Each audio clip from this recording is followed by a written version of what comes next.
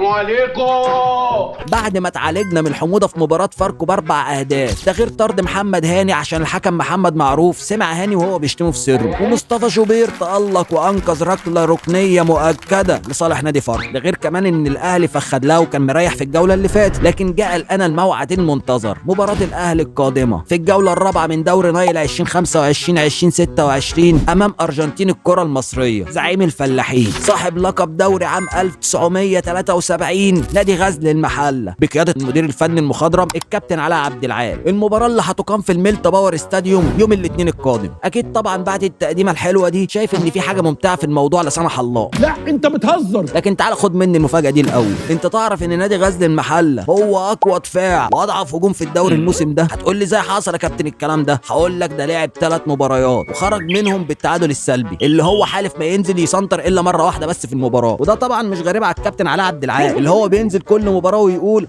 طالما في كره هتتلعب هنا يا ولاد الكلب. هنا عربيه يجي الكلب يا عم. لكن خلينا استرجع معاك بعض الارقام عن مواجهات المارد الاحمر قصاد ارجنتين الكره المصريه، ولو مؤاخذه بقى ليه كاميرا يا بابا. وتقابل الاهلي مع غزل المحله في 98 مباراه، فاز الاهلي 56 مباراه وفاز غزل المحله في 12 مباراه، وتعادلوا في 30 لقاء، وسجل الاهلي في شباك زعيم الفلاحين 131 هدف، وتمكن غزل المحله في تسجيل 56 هدف في شباك المارد الاحمر. واكبر فوز في تاريخ مواجهات الفريقين كان من نصيب النادي الاهلي بنتيجه 4-0 اللي اتكررت في 3 مناسبات، في موسم 58 59 وموسم 75 76 وموسم 78 79. واخر فوز لغزل المحله على حساب الاهلي كان في 3 مايو 2021، المباراه اللي انتهت بنتيجه 1-0 في الاسبوع 19 من دوري عام 2021.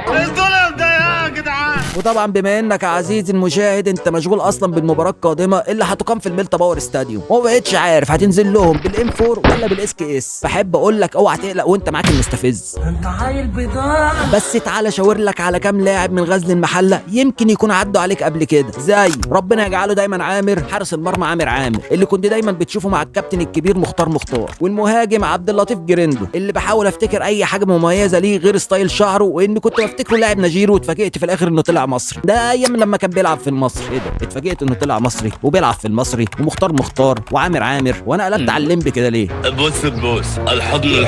وطبعا بما انك عارف ان الدوري العام المصري دسم بالمتعه والاثاره والحماس، الحلقه انتهت لحد هنا واحنا لسه في بدايه الايجيبشن ليج، وكل سنه وانتم طيبين. ما تنساش تقول لي في التعليقات ايه اللي ممكن يخليك تتفرج على الدوري المصري غير الاهلي، ودمتم في امان الله، سلام.